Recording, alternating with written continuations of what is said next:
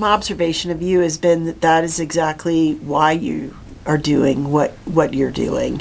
It's, to give, very tangible care to people. And, and I don't know, is it vanity? Isn't it vanity? Probably some amount. But I think for me, when we go and take, get a shower, get our hair cut, go to an aesthetic center, to get Botox or take care of veins or, go get plastic surgery, whatever it is we, decide or choose to do, I think it really is about self-care a lot of times for people. Absolutely. That it's, people have maybe deferred that self-care for whatever reason for a period of time. I would agree. Yeah. Yeah. And I noticed that even within my practice, I've had more women cry in the chair that they're sitting in when they tell me why they're there. Because I always sit down in a chair and I ask them, why are you here? And sometimes it's because they've been widowed and they're now single. They never expected that. They've lost children sometimes. And whatever it is, sometimes loss, whether it's within a marriage, whether it's within the family, whether it's relationships, it seems to really impact the way they see themselves. And so sometimes it's losing a job.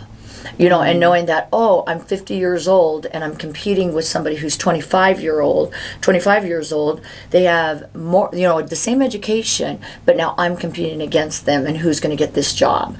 And so a lot of women will come in and they're really afraid sometimes. They're worried about whether or not they're employable, and that helps them feel better. And I can't say that I haven't been as equally fulfilled doing this as I was working in the ER.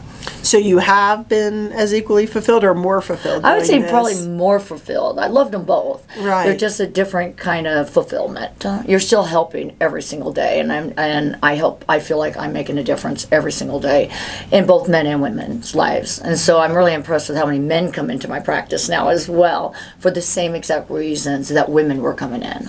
Well, and let's talk about that. Like when somebody does come in, and you gave a variety of examples of when a person might come in and ask for you to work with them or what have you. What impact, what differences do you see from when they first walk in to when they're completing their services or packages?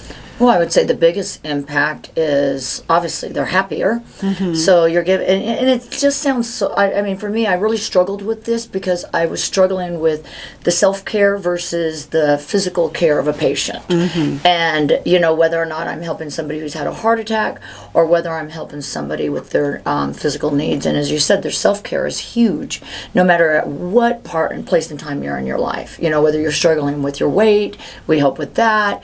Whether you're some people have excessive hair, some people have scars, some people are injured in the battlefield. And when I was in the Air Force, I saw a lot of that because I was a battlefield nurse.